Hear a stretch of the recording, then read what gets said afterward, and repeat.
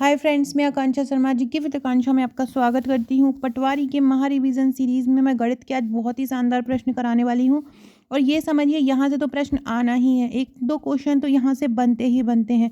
बहुत सरल तरीके से क्वेश्चन करवाऊंगी, लास्ट तक वीडियो देखिएगा। नए हैं चैनल पर तो चैनल को सब्सक्राइब जरूर कर लीजिएगा। देखिए, पहला क्वेश्चन देखते हैं।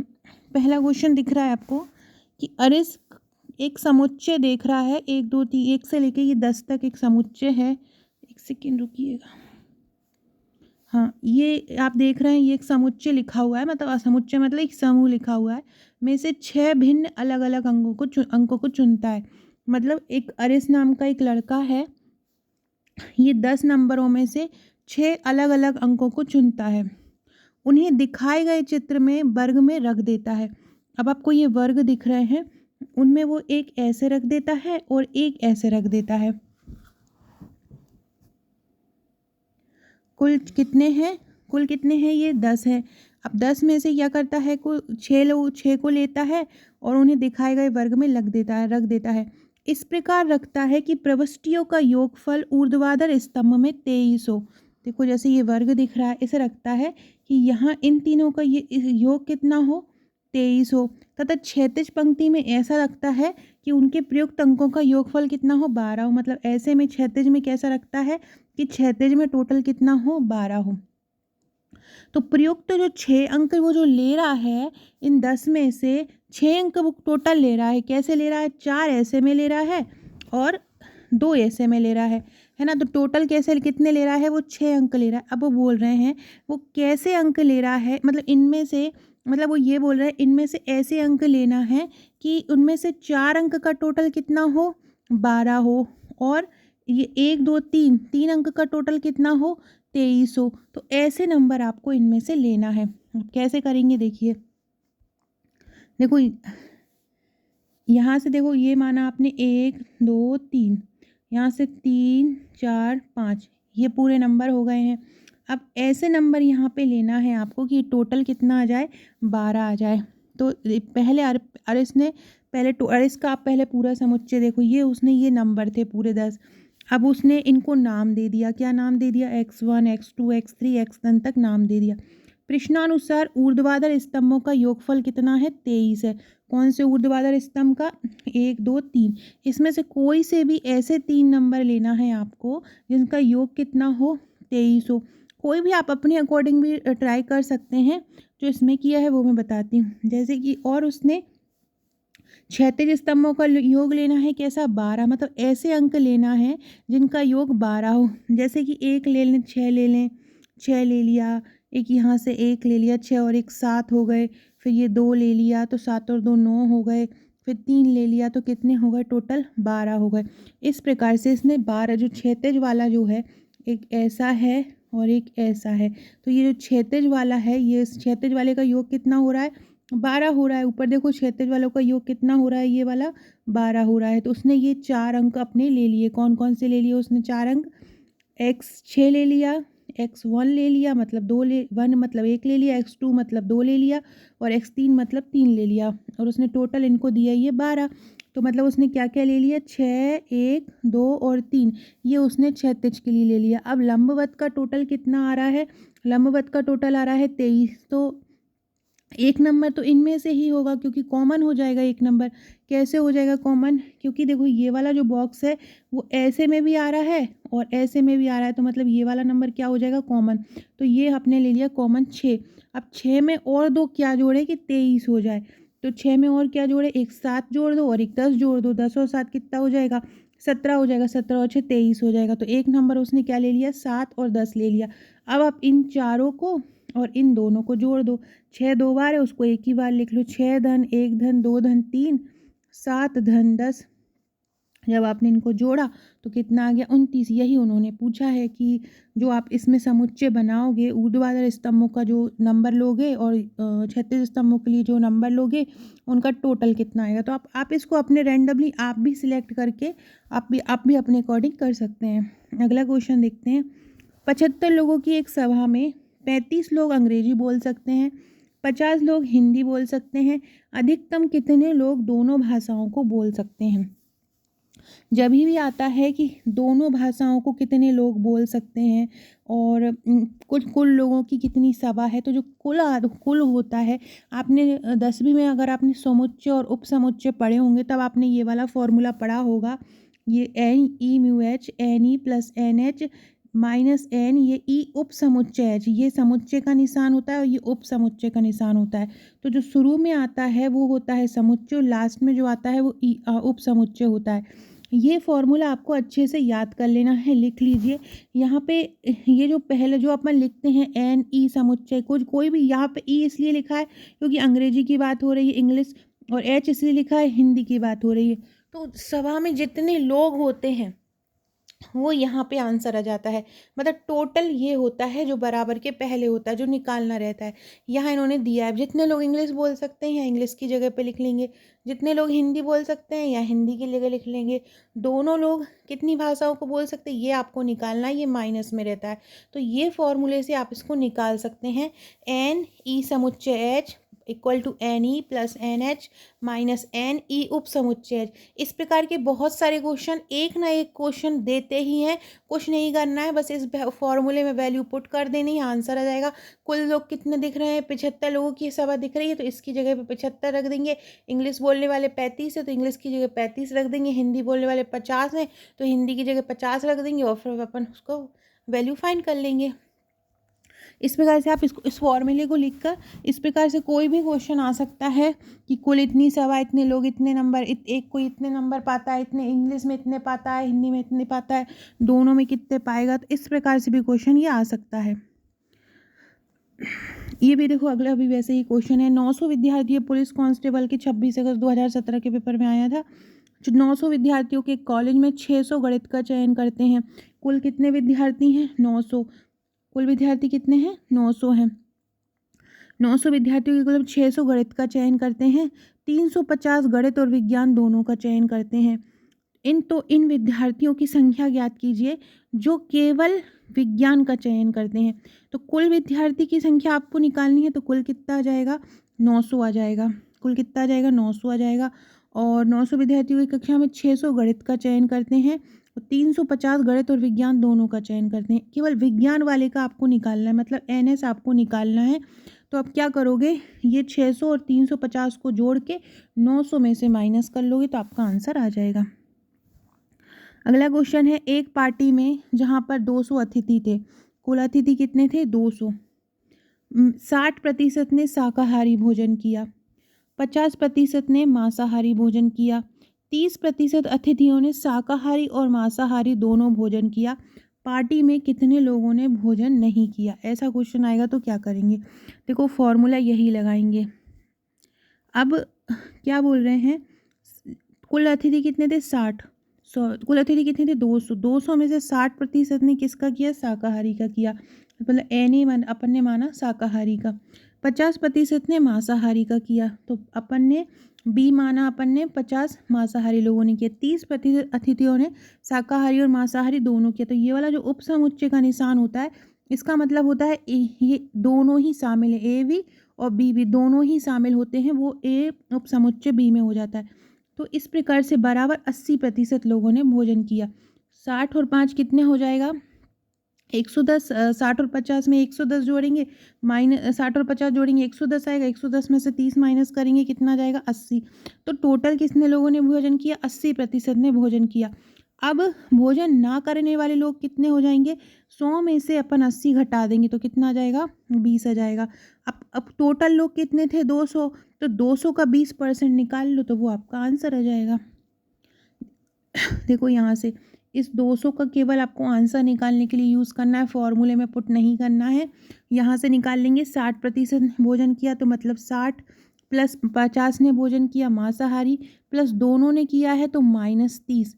इन दोनों को जोड़ के 30 में से जब घटाएंगे तो कितना आ जाएगा? 20% आ जाएगा। मतलब ये 100 में से 20% लोगों ने नहीं किया है, मतलब 100 में से 20 गए तो कितने बचे? 80। तो कितने लोगों ने भोजन किया है? 80% लोगों ने। तो अब 100 में से 80 माइनस करेंगे तो 20 आ जाएगा। 200 का 20% निकाल देंगे, आंसर आ जाएगा। अगला है 1 की घात 2, 2 की घात 2, 3 की घात 2, 4 की घात 2, 5 की घात 2 का समांतर माध्य क्या है? समांतर माध्य का सूत्र होता है प्रेक्षणों का योग बटे प्रेक्षणों की संख्या। तो इनको आपका वर्ग करके आपको सबसे पहले जोड़ना, 1 का वर्ग क्या होगा, 2 का वर्ग क्या होगा, 3 का वर्ग, 4, इनको वर्ग कर लेना है, जोड़ देना है, बटे कुल संख्या कितनी है 1 2 3 4 5 और 5 का भाग दे देना। जब ऐसा करोगे तो आपका आंसर आ जाएगा। अगला क्वेश्चन है, ये बहुत ही ज़्यादा इंपॉर्टेंट क्वेश्चन है फ्रेंड्स। सभी लोगों को बहुत ज़्यादा डर लग रहा होगा, रोल नंबर आ गए हैं और कुछ लोगों के तो अप्रैल में एग्ज़ाम है और कुछ के मार्च में एग्ज़ाम है, कुछ का तो 15 ही मार्च को एग्ज़ाम दे दिया है। और मेरे बहुत सारे स्टूडेंट हैं जिनका 15 मार्च में फर्स्ट शिफ्ट में ही एग्ज़ाम है, किसी का सेकेंड शिफ्ट में एग्ज़ाम है। और सबसे ज़्यादा डर उन्हीं लोगों को लग रहा है क्योंकि ना तो उनको एक आइडिया पैटर्न मिल पाएगा कि किस प्रकार से लेना है। तो डरने वाली कोई बात नहीं है। जो जहाँ जिनका फर्स्ट पहले होता है वो सब चीज़ से वो हो जाते हैं। और ये भी सोचिए कि आप लोग का पहले हो रहा है तो और भी बहुत सारे लोग हैं जिनका सिलेबस नहीं कंप्लीट हो पाया है, उनका भी यही हो रहा है। तो वही होगा, नॉर्मलाइजेशन में मार्क्स जो हैं वो कम ज़्यादा हो जाएंगे। तो इसलिए टेंशन नहीं लीजिए और अच्छे से जो भी समय है उसको अच्छे से रिवीजन कीजिए और जो जो क्वेश्चन बता रही हूँ उनको बहुत अच्छे से करते जाइए। जिनका लेट एग्ज़ाम है वो भी बिल्कुल फुर्सत ना हो जाए कि अब क्या ज़रूरत है पढ़ने की, तो वो भी अपने अच्छे से पढ़ाई करते जाएं। ये वाला क्वेश्चन हर बार आता है, अभी आबकारी के एग्ज़ाम में भी आया है। 60 प्रेक्षणों का माध्य कितना है 66। देखो जब भी टोटल प्रेक्षण देते हैं, माध्य देते हैं, तो हम संख्या टोटल निकाल लेते हैं। कैसे निकालते हैं, जितने भी प्रेक्षण दिए हैं और जो माध्य दिया है उन दोनों का इंटू कर लेते हैं। तो मतलब 60 का और 66 का क्या कर लेंगे, इंटू कर लेंगे। फिर क्या दे रहे हैं, बाद में ये पाया कि यह प्रेक्षण 24 गलती से 42 हो गया। क्या हो गया, 24 गलती से 42 हो गया। तो आप क्या करोगे, इनका जो गुणा होगा, जैसे कि 60 गुणे 66 हुआ, माइनस क्या करोगे, माइनस के इस 42 और 24 को प्लस करके माइनस कर लोगे, आपका आंसर आ जाएगा। सब क्या जो भी आपकी गलती हुई है, टोटल जो गलती हुई है उन दोनों को प्लस करके जो टोटल आपका पूरे प्रेक्षण का मान आएगा उसमें से माइनस कर लेंगे। देखो यहाँ से माध्य बराबर क्या होता है, प्रेक्षणों का योग बटे प्रेक्षणों की संख्या। प्रेक्षणों की संख्या उन्होंने दी है, माध्य दिया है, तो प्रेक्षणों का योग आप निकाल लेंगे। तो 60 इंटू 66 से प्रेक्षणों का योग निकल जाएगा। अब यदि संशोधन किया गया तो प्रेक्षणों का योग कितना हो गया, कुल में से माइनस कर लेंगे किसको, 42 और 24 को। 42 और 24 को क्यों माइनस करेंगे, क्योंकि इन्हीं दोनों में गलती थी, 24 की जगह से 42 लिखा गया था। बस इसको सॉल्व कर लेंगे, ये जो आंसर आया है माइनस करेंगे इनको। टोटल अब संख्या कितनी हो गई है, टोटल संख्या हो गई है 60, तो बट्टे में 60 का भाग दे देंगे तो आपको माध्य पता चल जाएगा कि माध्य कितना हो रहा है। कब ये क्वेश्चन हमेशा आता है कि इतना का इतना माध्य है और ऐसा गलती से लिखा गया, तो जो गलती से लिखा गया है ना उसको माइनस कर लेते हैं टोटल में से, और माइनस करके जितनी भी संख्याएं हो रही हैं उसका डिवाइड कर देते हैं तो माध्य निकल आता है। क्योंकि माध्य का सूत्र ही होता है प्रेक्षणों का योग बटे प्रेक्षणों की संख्या।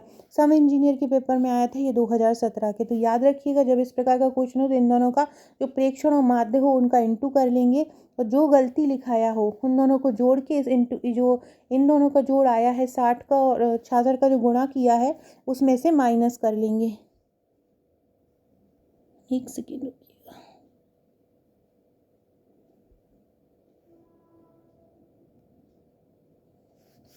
इस प्रकार से आप इसको सॉल्व कर पाएंगे। अगला देखते हैं, प्रथम 10 अभाज्य संख्याओं का माध्य क्या है। प्रथम 10 अभाज्य संख्या कौन कौन सी हो जाएंगी, एक को मत लिख लीजिएगा माध्य में। प्रथम 10 अभाज्य संख्या हो जाएंगी 2 3 4 5 6 से 2 से स्टार्ट करेंगे तो जो भी 4 तो रहेगा नहीं। अभाज्य संख्या वो होती है जो उन केवल उन्हीं से उसी संख्या से जाती हैं और किसी संख्या से नहीं जाती।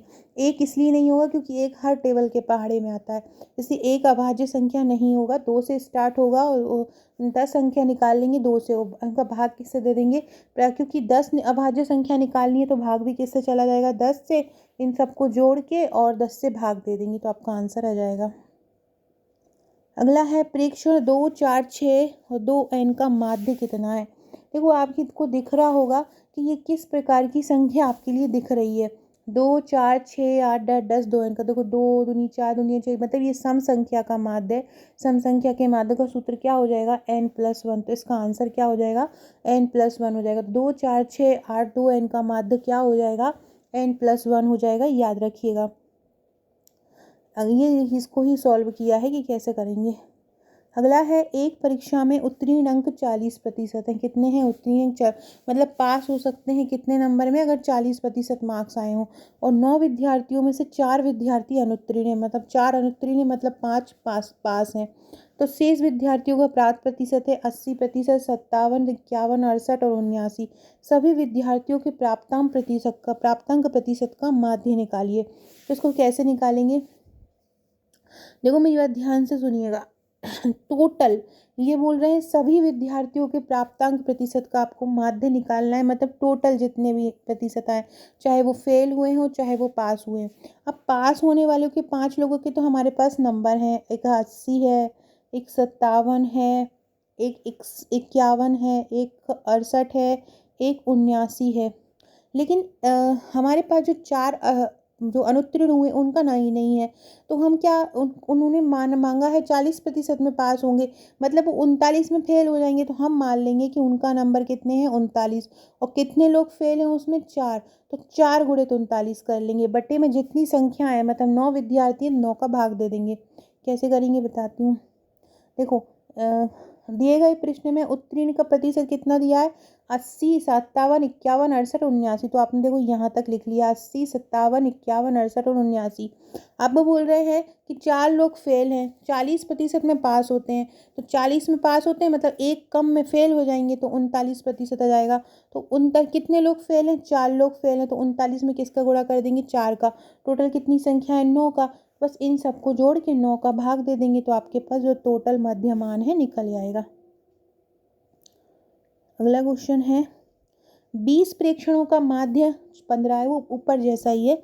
यदि 2 प्रेक्षण 3 और 14 को क्रमशः 8 और 9 से स्थानांतरित कर दिया जाए तो नया माध्य क्या होगा? तो देखो 20 प्रेक्षणों का माध्य, जितना प्रेक्षण दिए जितना माध्य दिया, हम टोटल संख्या निकाल लेंगे। 20 में 15 का गुणा कर लेंगे। क्या कर लेंगे? 20 में 15 का गुणा कर लेंगे। 20 में 15 का गुणा करके कितना आ रहा है? 15 दूनी 30। तो कितना आ जाएगा? 300। अब 300 आ जाएगा। अब आपको इनको घटाना है। जैसे कि 3 और 14 को किस में ट्रांसफ़र किया है? 8 और 9 में किया है। तो 3 और 14 को माइनस करके जोड़ लो 8 और 9 में। 300 में 3 और 14 को माइनस करके 8 और 9 में जोड़ लेंगे। देखो कैसे, 3 और 14 को 8 और 9 में स्थानांतरित किया है। तो ये 300 टोटल जो आपका ऊपर आया है प्रेक्षण से, 3 और 14 को माइनस कर लेंगे प्लस 8 और 9 को जोड़ लेंगे। बटे टोटल संख्या कितनी आई? टोटल प्रेक्षण है 20, तो 20 का इसमें भाग दे देंगे। ये आंसर आपका जाएगा 9 और 8 कितना हो जाएगा? 17। और ये 14 और 15 कितना हो जाएगा? 17। ये 17 प्लस माइनस आपस में कट जाएंगे, तो 300 बटे 20 आ जाएगा। 20 का 300 में भाग दे देंगे तो आंसर आ जाएगा 15। अगला क्वेश्चन है 5, 18, 25, 22, 34 और 18 का मध्यस्थ क्या है? देखो कभी भी ऐसा मध्यस्थ का मतलब होता है माध्य का। जब भी इस प्रकार के क्वेश्चन सॉल्व करने हो तो सबसे पहले आरोही या अवरोही क्रम में लिख लेते हैं। इनको हम सबसे पहले आरोही क्रम में लिख लेंगे। जब भी माध्य का निकालना होता है तो आरोही क्रम लिख लेते हैं। आरोही क्रम में सबसे पहले सबसे छोटा लिखते हैं, फिर उससे बड़ा, फिर उससे बड़ा। तो इसमें सबसे छोटा कौन सा है? 5 है। फिर उससे बड़ा कौन सा है? 8 है। फिर उससे बड़ा कौन है? 18।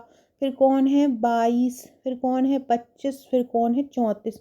तो आपने इस प्रकार से अब सबसे पहले आरोही क्रम में लिखना है, मतलब पहले सबसे छोटा फिर उससे बड़ा, मतलब आरोही क्रम मतलब बढ़ते क्रम में आपने लिख देना है।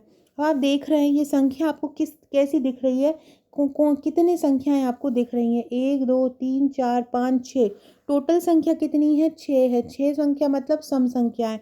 सम संख्या का सूत्र क्या होता है? n+1/2। क्या होता है? n+1/2 होता है। अब ये आपकी आरोही क्रम में लिखा हुआ है। टोटल संख्या कितनी है? 6। तो n की जगह क्या लिख देंगे आप? 6 लिख देंगे। +1/2, 6 + 1/2। अब क्या आ जाएगा? 7/2वां पद।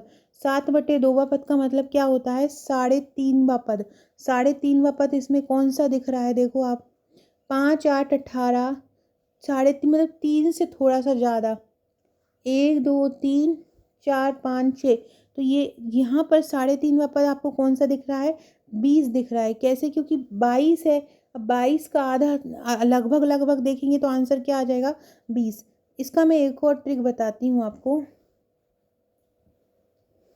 n/2वां पद प्लस n+1/2वां पद। n कितना है? 6। 6/2वां पद प्लस n+1/2 पद है, तो मतलब 6+1/2वां पद। तो 6/2 के बाद कितना हो जाएगा, ये 6/2 का मतलब कितना हो जाएगा 3, और 6+1/2 का मतलब कितना हो जाएगा, मतलब 7+1/2 मतलब हो जाएगा 3.5, तो मतलब ये 6.5। तो यही यही आपको बताना है कि अब ये देखो टोटल संख्या कितनी है, 1 2 3 है और 4 5 6 और 3.5वां पद आ रहा है, तो ये तीसरा पद आ रहा है और ये चौथा पद आ रहा है। तीसरे और चौथे पद के बीच में, मतलब 18 और 22 के बीच में कौन सा पद आएगा, 18 और 22 के पद में बीच में क्या आ जाएगा, 20 आ जाएगा, तो इसीलिए 20 आपका आंसर होगा। आ रहा है आपको समझ में, क्या है कि n+1/2 आंसर है। n की जगह आपने रख दिया 6 और 1 रख दिया, 6 और 1 कितना हो जाएगा 7/2। 7/2 का मतलब क्या हो जाता है 3.5वां पद। अब 3.5वां पद कहाँ से देखते हैं, ये पूरी संख्या में से ही देखते हैं, जैसे कि ये पहला पद, ये दूसरा पद, ये तीसरा पद, ये चौथा, ये पांचवा, ये छठा। 3.5वां है मतलब 3 से थोड़ा ज़्यादा है और चौथे से थोड़ा कम है, तो 18 और 22 के बीच क्या आएगा 20, तो इसलिए आपका 20 आंसर आ जाएगा। ये पटवारी के ही पेपर में क्वेश्चन आया था। अगला क्वेश्चन है, यदि माध्य 7 हो और माध्यिका 9 हो तो बहुलक ज्ञात कीजिए। इसके लिए एक सूत्र होता है, यदि माध्य और माध्यिका दोनों दिए हों आपको और आपको बहुलक निकालना हो, तो सूत्र होता है बहुलक बराबर 3 इंटू माध्यिका माइनस 2 इंटू माध्य। क्या होता है 3 इंटू माध्यिका माइनस 2 इंटू माध्य होता है। इस माध्यिका की जगह क्या रख देंगे, यहाँ पे 9 रख देंगे और माध्य की जगह क्या रख देंगे 7 रख देंगे, तो 3 नाम 27 और 2 सत्ते 14 माइनस आ जाएगा। तो ये ध्यान रखिएगा, यदि माध्यिका दिए हो और माध्य दिया हो और आपको निकालना हो तो कैसे निकालोगे, माध्यिका और माध्य दिया हो तो माध्यिका की जगह, माध्यिका में होता है 3 का इंटू और माध्य में होता है 2 का इंटू, दोनों को माइनस कर देते हैं, मतलब 3 इंटू माध्यिका माइनस 2 इंटू माध्य, इससे बहुलक निकल आएगा आपका। अगला क्वेश्चन देखो, ऊपर सारणी 20 छात्रों का एक अंक दिखाती है, यदि कल्पित माध्य ए 48 हो। देखो 48 कैसे आया है, यहाँ से भी आप देखो 2 यहाँ से छोड़ो और 2 यहाँ से छोड़ो, तो ये बीच में क्या आ रहा है 48, यहाँ से भी 1 2 छोड़ा और यहाँ से भी 1 2 छोड़ा, तो जो बीच वाला जो नंबर होता है वही कल्पित माध्य होता है। तो कल्पित माध्य बराबर मान होता है ए को कल्पित माध्य बोलते हैं, मतलब जो बीच में नंबर आता है, तो ए यहाँ पे कल्पित माध्य। अब इस प्रकार के जब क्वेश्चन आते हैं कि कल्पित माध्य दे दिया रहता है और आपको ये साइमन FIDI निकालना हो, जहाँ D1 बराबर x1 के मानों का विचलन हो, तो क्या करते हैं, सबसे पहले इस सारणी को अच्छे से बना लेते हैं। इस सारणी को अच्छे से बना लेते हैं, एक को नाम दे देते हैं FI और एक को नाम दे देते हैं XI। कैसे निकालते हैं देखो, जैसे कि ये उन्होंने आपको दिया, ये दोनों टेबल उन्होंने आपको बना के दी थी, XI और FI। जो शुरू की बात था उसको आपने XI मान लिया और जितने अंक उन्होंने दिए थे उसको आपने FI मान लिया। अब सबसे पहले आपको निकालना है DI, क्योंकि जो सूत्र होता है विचलन का वो होता है F1DI। DI निकालने के लिए क्या करेंगे, x1 में से a को माइनस करना है। a क्या है, वो जो माध्य आपका मैंने ऊपर बताया है जो 48 आया है वो a है, तो XI में से a माइनस करेंगे। XI क्या है 36, 36 में से 48 माइनस करेंगे तो कितना आ जाएगा -12। फिर क्या करेंगे, फिर 40 में से 48 माइनस करेंगे, 40 में से 48 माइनस करेंगे तो कितना जाएगा -8। फिर 48 में से 48 माइनस करेंगे तो 0 आ जाएगा। फिर 50 में से 48 माइनस करेंगे तो 2 आ जाएगा। फिर 54 में से 48 माइनस करेंगे तो 6 आ जाएगा। इस प्रकार से आपने को XI, ये पूरे जितने भी XI है जो दिए उसमें से 48 माइनस करके आपको DI निकाल लेना, तो ये पूरी एक DI की श्रेणी आ जाएगी। अब लास्ट में आपको क्या करना है, FI इंटू DI करना है। FI क्या है, ये जो FI है इसका DI में इंटू कर देना है। 12 का 4 में कर दिया, 3 का 8 में कर दिया, 5 का 0 में, 1 का 2 में, 7 का, और इन सबको आपको टोटल कर लेना है। ये माइनस और माइनस क्या हो जाएंगे, प्लस हो जाएंगे। 8 और 4 12 और 5 और 2 7, माइनस का है तो माइनस ही होगा। 42 और 2 कितने हो जाएंगे, 44 हो जाएंगे। बस इसको सॉल्व कर लो। 12 में से 4 जाएंगे कितने बचेंगे, 8 बचेंगे, और 6 में से 4 जाएंगे कितने बचेंगे, 2, तो ये -28 आपका आंसर आ जाएगा। ये 2 आपको ऊपर टेबल में दिए हैं अंक और छात्र। देखो ये ऊपर आपने दिए हैं, ये आप एक को मान लिया ये x और d, इसको मान लिया D1 और इसको ऐसे लंबे में लिख लिया, और इसी से ही आपने इस XI से क्या निकाल लिया, डी आई निकाल लिया। इससे ये एफ आई है, इस एक्स आई से आपने क्या निकाल लिया, डी आई। कैसे निकाल लिया, इस 48 को माइनस करके, इसमें से इसको, इसमें से इसको, इसमें से खुद इसको, फिर इसको, फिर इसको करके आपने क्या निकाल लिया, डी आई निकाल लिया। फिर ये जो डी आई निकला तो इस डी आई का आपने इसमें इंटू कर दिया, वो आपका एफ आई आ गया। इसी प्रकार से जो लास्ट वाला डिजिट का आंसर हो जाएगा जोड़ के, वही आपका आंसर हो जाएगा। उपरोक्त वर्ग बारंबारता बंटन के लिए बहुलक बताइए। देखो बहुलक का फॉर्मूला क्या होता है, आपने 10वीं में किए होंगे ये सवाल, अगर आपकी मेमोरी अच्छी होगी तो आपको 10वीं का ये सवाल याद होगा, बहुलक वाला ये फॉर्मूला। देखो Z1 बराबर होता है I1 plus F1 minus F0, F1 minus 2F1 minus F0 minus F2 into H, ये फॉर्मूला होता है।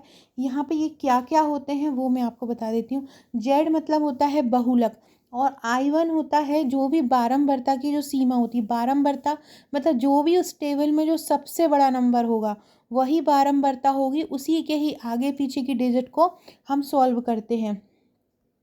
देखो जैसे कि इनमें सब में सबसे बड़ा नंबर कौन सा दिख रहा है, सबसे बड़ा नंबर कौन सा दिख रहा है, क्या दिख रहा है, 30 दिख रहा है। तो ये 30 होगा F, 30 क्या हो जाएगा, F1 हो जाएगा। अब इसके पहले का जो नंबर होगा वो हो जाएगा F0, इसके पहले का नंबर क्या हो जाएगा F0, और इसके बाद का जो नंबर होगा वो हो जाएगा F2।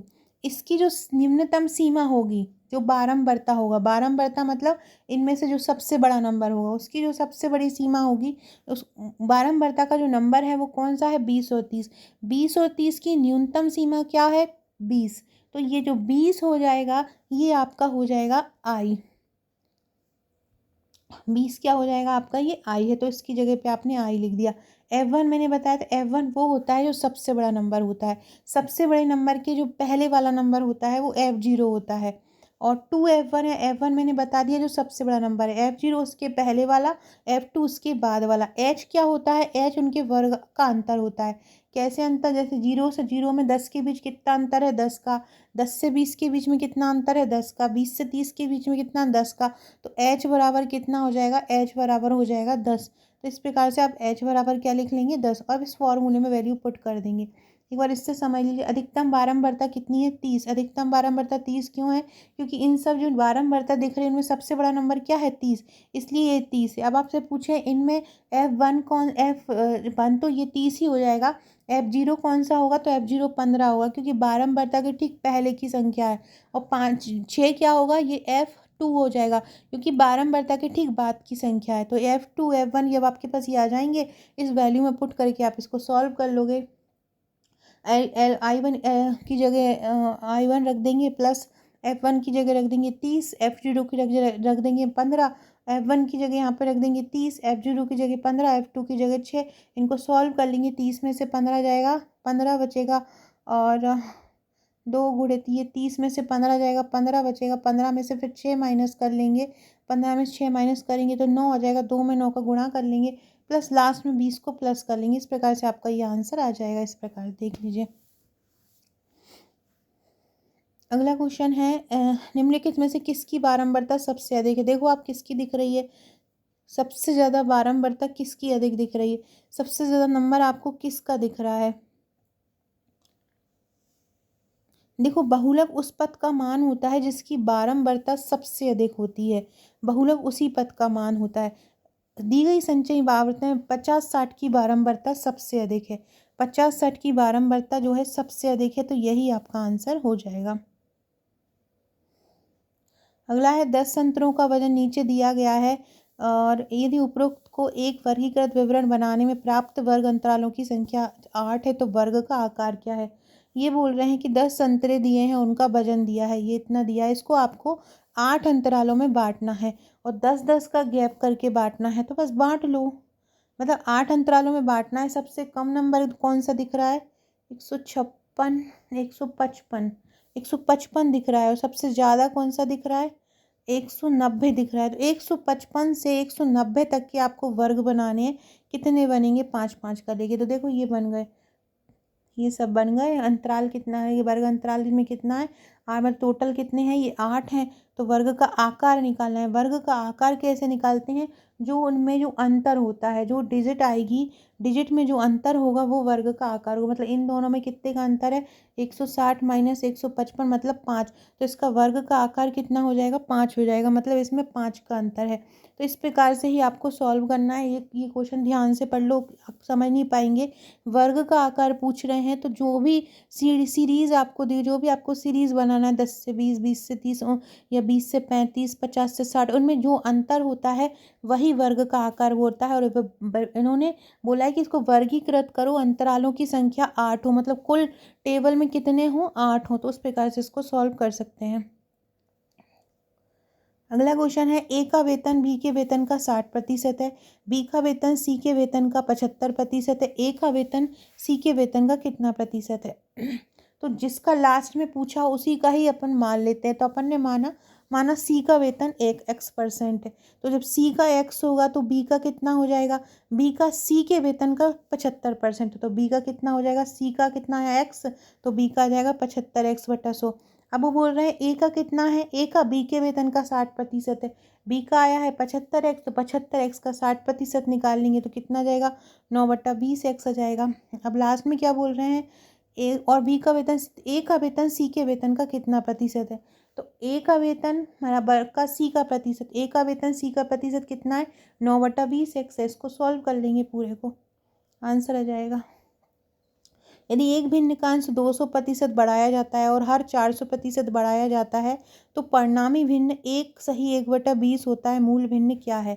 तो कोई अपने भिन्न माना x/y है, तो x/y को पहले आपने कितना बनाया, 200% बढ़ाया।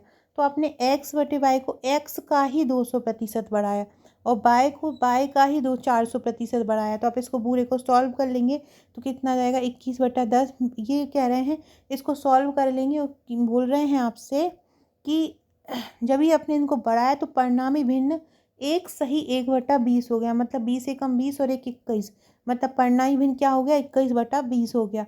तो जब आप इसको पूरा लिखोगे कि इसको बढ़ाया आपने x का 200 x/100, इसको बढ़ाया y का 400 y/100, बराबर क्या दिया है उन्होंने, 21/2। इसको पूरे को सॉल्व कर लेंगे, 21/20 दिया है, इसको सॉल्व कर लेंगे।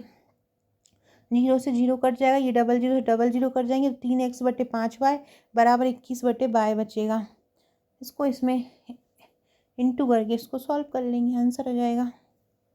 तो फ्रेंड्स, ये थे हमारे आज के क्वेश्चन। आशा है आपको पसंद आएंगे। बहुत ही शानदार प्रश्न थे ये और इनको बहुत अच्छे से आपको कर लेना है। वीडियो अच्छी लगी हो तो लाइक शेयर सब्सक्राइब जरूर कीजिएगा, शेयर कीजिएगा। Okay friends, thank you.